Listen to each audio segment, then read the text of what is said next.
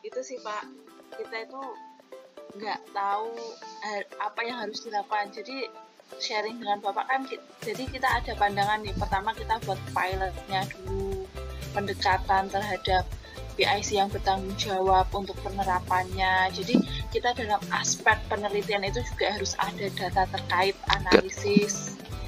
Jadi ketika kita mau menerapkan A, B, dan C, itu kita ada ini loh Pak datanya, ayo kita lakukan improvement perbaikan seperti ini.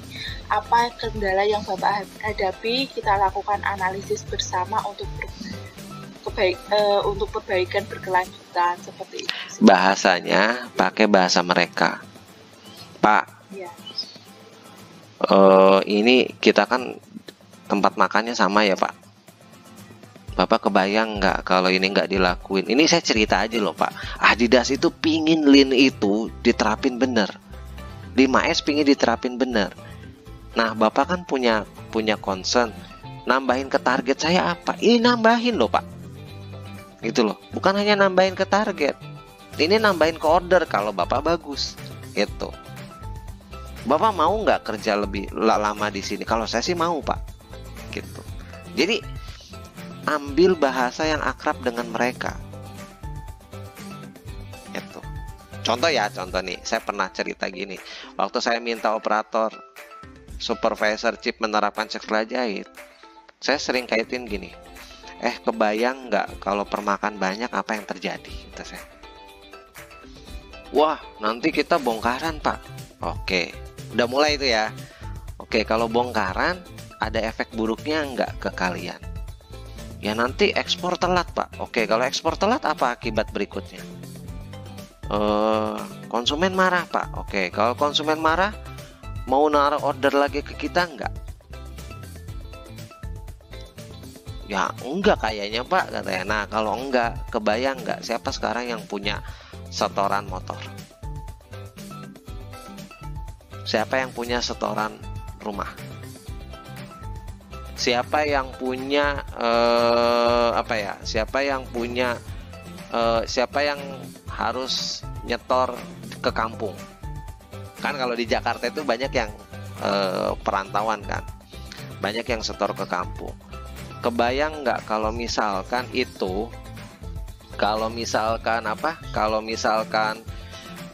pabrik tutup, kebayang nggak anak yang di rumah itu nggak bisa sekolah, setoran motor berhenti, kebayang nggak? Kata saya gitu. Itu kan masalah mereka kan? Jadi coba libatin dengan masalah mereka. Ambil bahasanya mereka Anda. Saya sangat yakin mereka pasti bakalan mulai ngelirik apa yang Indah coba lakuin. Wong simple kok. Kalau kita ngomongin berhadapan dengan manusia, ya kita harus cek dia pahamnya pakai bahasa apa. Jangan pakai bahasa rumit-rumit ya. Khususnya operator, supervisor tuh jangan. Chip juga kadang kalau chipnya yang sebenarnya nggak tinggi-tinggi amat pendidikannya gitu. Bukan saya yang menghina, hanya maksud saya kita harus mulai. Kalau di quality itu risk assessment. Kita nganalisa resikonya dulu. Ngadepin nih orang, nih karakternya gimana. Itu perlu loh kita pelajari waktu kita menerapkan Lean. Gitu. Nggak bisa kita, pokoknya hilangkan dalam pikiran bahwa ini harus dilakuin sama mereka. Jangan. Memang ini harus dilakuin karena ngaruh ke kita kan. Ke yang nyuruh. Tapi nggak boleh diomongin ke mereka. Gitu. Jadi kita harus jawab bahasanya mereka. Oke, lanjut lagi dah. Apalagi yang didapat sama Indah?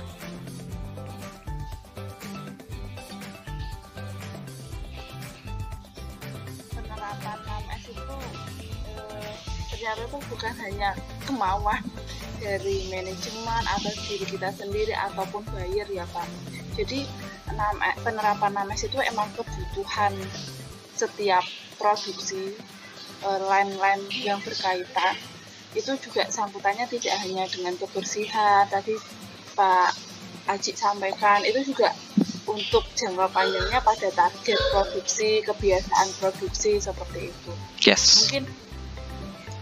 mungkin pola yang harus dilakukan yaitu tadi Pak, kita buat pilot 1 atau 2 line sebagai dari bulan ini. Kita coba perlihatkan dalam 1 bulan ke depan apa sih perbedaan setelah kita pilot line penerapan 6M, before dan afternya. Kayak gitu. Dan 1, diukur ke target, quality, apa yang mereka pahami. Jadi harus diukur ke situ, harus dikonekin ke situ. Karena kalau enggak akan bisa menjawab yang dikomplain sama chief tadi. Lah, target saya nambah enggak? Gitu. Jadi seketika itu nanti Indah bisa sangat pede bilang, tuh Pak, nambahin. Dan itu nambahin kepercayaan diri kita sebagai orang lean untuk mulai dengan land yang lebih banyak, gedung yang lebih besar. Itu bisa. Tapi kamu bertahap. Karena apa ya? Ilmu ini tuh wisdomnya banyak sebenarnya.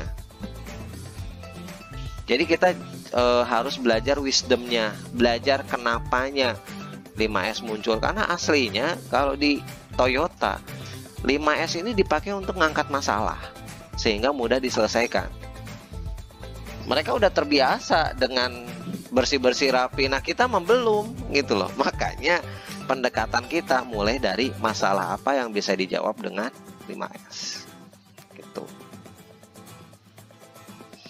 Ada lagi dah? Udah sih Pak, untuk saat ini yang saya terima pandangan saya ke depannya. Besok Senin yang harus saya lakukan. Ada tambahan amunisi. Ada tambahan amunisi. Tambahan amunisi membuat target flash. Ya. 1 bulan ke depan. Jadi kumpulin dulu datanya. Makanya tahapan penerapan lean itu kan PDCA kan. Ya. P itu ada 5 kegiatan. Identifikasi masalah, breakdown masalah, setting target, analisa root cause, sama develop countermeasure. 60% kegiatan itu ada di P. Kenapa? Karena kita go slow to go fast kalau lean itu. Bukan go fast to go slow. Kayak Indah tuh sebenarnya mempraktekkan go fast to go slow. Ya enggak? Udah adain dulu. Tapi pas di ujung Indah mulai mikir, lah kok gini ya? Kok mereka gini ya? Nah, itu go fast to go slow menurut saya. Jadi mendingan go slow to go fast, kumpulin dulu datanya. Kerusakan mesin tinggi, kasus quality tinggi. Jawabannya apa? 5S. Bersih-bersih. Ntar coba saya cari dulu.